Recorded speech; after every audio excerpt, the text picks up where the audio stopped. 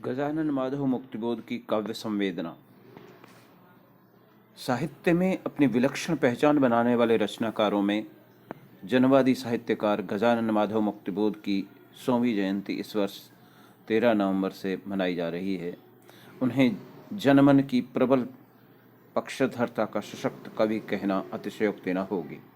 अपने युग परिवेश की गहन पहचान कर समाज के उपेक्षित वर्ग के दुख, पीड़ा एवं व्यवस्था को समझ उसकी तह तक जाकर विषम परिस्थितियों के निवारण में सामूहिक प्रयासों से समस्या समाधान के प्रति पूर्ण विश्वास मुक्तिबोध काव्य की विशिष्टता है।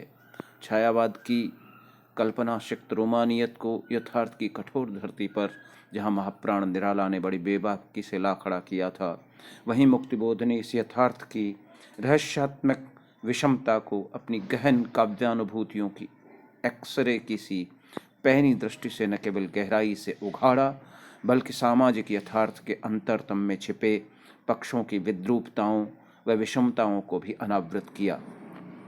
व्यवस्था की स्वार्थ से प्रेरित विकृतियों का पर्दाफाश किया। वे अपने समय के सर्वाधिक सचेतन रचनाकार हुए। उनमें आधुनिक बोध और समसामयिकता पूर्ण रूपेण भारत मानवीय मूल्यों के आधार पर स्वाभाविक प्रवृत्ति के रूप में भरी पड़ी थी। अपने काव्य में आधुनिक बोध, संस्कार एवं संस्कृति का दामन थामकर समसामयिक सामाजिक मुद्दों को गहन चेतना के साथ उघाड़ता है। उनकी हर रचना कालजयी बनकर रचनाकारों के लिए प्रकाश स्तंभ सी दिखाई पड़ती है। कवि हृदय रूप से संवेदनशील और भावुक होता है, जो अपने परिवेश से प्राप्त अनुभवों से संपुष्ट होता रहता है और इन अनुभूतियों में पारिवारिक संस्कार, सामाजिक सरोकार, तत्कालीन स्थितियाँ अमित प्रभाव डालती हैं। मुक्तिबोध के जाने माने परिवार में अत्यधिक धर्मपरायणता, संस्कृत व उर्दू फारसी का सहज ज्ञान और पठन पाठन का प्रचलन पीढ़ी दर पीढ़ी संस्कार की तरह चलता आया। जलगांव के ऋग्वेदी कुलकर्णी ब्राह्मण परिवार में 13 नवंबर 1917 को ग्वालियर जिले के श्योपुर कस्बे में पिता श्री माधवराव गोपाल मुक्तिबोध तथा माता श्रीमती पार्वतीबाई मुक्तिबोध के यहाँ हिंदी की आधुनिक काव्य प्रवृत्तियों के विलक्षण प्रतिभा संपन्न गजानन माधव मुक्तिबोध का जन्म हुआ। उन्होंने छायावाद के अंतिम दौर में निराला की प्रगतिवादी काव्य से प्रभावित मुक्त छंद की नई पहल को मुक्त काव्य के उत्कर्ष की पराकाष्ठा तक पहुंचाया। जलगांव में इस ब्राह्मण परिवार के किसी बुजुर्ग ने मुग्धबोध या मुक्तबोध पर शीर्षक से आध्यात्मिक ग्रंथ की रचना संभवतः खिलजी वंश के शासनकाल में की थी। उसी के कारण आगे उनका वंश मुक्तिबोध नाम से प्रसिद्ध हुआ। गजानन मुक्तिबोध के परदादा बहुत ही भक्तिपरायण व्यक्ति थे। उन्होंने स्वप्न स्वरूप ईश संकेत से नर्मदा से हरि और हर 2 पावन शिलाखंड निकाले और उनमें से हरि की स्थापना जलगांव के मुक्तिबोध मंदिर में करवा दी तथा हर शिलाखंड को लेकर ग्वालियर में आ गए। यहाँ वे पुलिस विभाग में टाँक में दफ्तरदार रहे। यह शिलाखंड उनके परिवार में पीढ़ी दर पीढ़ी पूजित रहा। फारसी के अच्छे ज्ञाता होने के कारण उनके दादा ने मुंशी जी के नाम के पिता माधव राव मुक्तिबोध को अपने पिता से फारसी का ज्ञान सहज रूप से मिला तथा अपने पिता की तरह वे भी पुलिस की नौकरी करते हुए उज्जैन से इंस्पेक्टर पद से सेवानिवृत्त हुए। उर्दू फारसी साथ परिवार में अत्यधिक धर्मपरायणता से संस्कृत का सहज ज्ञान पनपता रहा, जिसका प्रभाव मुक्तिबोध की काव्य शैली पर सहज ही दिखाई पड़ता है। धर्मपरायणता के कारण मुक्तिबोध के पिता संयमी, अनुशासन प्रिय, निर्भीक, दबंग प्रवृत्ति के निहायत ईमानदार पुलिस इंस्पेक्टर माने गए, जिस कारण पुलिस इंस्पेक्टर के तौर पर उनका स्थानांतरण जल्दी और विभिन्न स्थानों पर होता रहा। जिनके पिता ड्यूटी के पाबंद,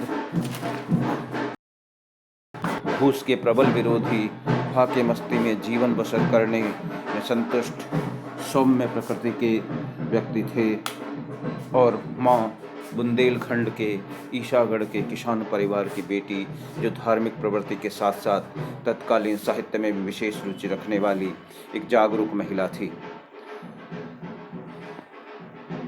उनकी माँ श्रीमती पार्वतीबाई तत्कालीन समाज की पढ़ी लिखी, खुददार, भावुक महिला थी। वे प्रगतिवादी साहित्य से विशेष रूप से प्रभावित रही। हिंदी में प्रेमचंद व मराठी के हरिनारायण आप्टे की कथा साहित्य को वे बड़ी रुचि और शिद्दत से पढ़ती। फिर उन्हीं कहानियों की चर्चा अक्सर गजानन से करती रहती। तभी मुक्तिबोध अपनी माँ को एक सुयोग्य गुरु किंतु खुद को योग्य शिष्य न होने की तथ्यता को स्वीकारते हैं। ये बात उनके एक लेख "माँ ने मुझे प्रेमचंद का भक्त बनाया" में स्पष्ट होती है। युग चेतना इस कवि की अनुभूतियाँ सामाजिक अन्याय, दुखों, अभावों, विषमताओं के प्रति गहन संवेदनात्मक तथा व्याकुल दृष्टि कुछ कबीर की सी छटपटाहट भरी रही। संत कबीर का सामाजिक अन्याय, विषमता व अत्याचार के प्रति आक्रोश खंडन मंडन व कुरीति भंजन में पोंगापंथी या समाज के तथाकथित उच्च वर्ग से सीधे सीधे मुखर विद्रोही स्वर के रूप में उभरता है, तो मुक्तिबोध युगों युगों से चली आ रही जन सामान्य के शोषण की प्रक्रिया में सत्ता व्यवस्था के कुचक्रों से पैदा हुए भयावह स्थितियों का पर्दाफाश करने के लिए काव्य में फैंटेसी, स्वप्न व यथार्थ का सम्मिश्रण करके समाज में व्याप्त यथास्थिति की जड़ता को तो अथक प्रयास करते दिखाई देते हैं। उनका काव्य मानव जीवन के मार्मिक पक्षों का प्रभावशाली यथार्थ चित्रण करके काव्य में आई जड़ीभूत सौंदर्यानुभूति को तोड़ने के महत लक्ष्य को लेकर चला। उनके काव्य का सौंदर्य विद्रूप का रहस्यात्मक चित्रण करके शोषण प्रक्रिया के आमूल विनाश के व्यापक उद्देश्य में निहित है।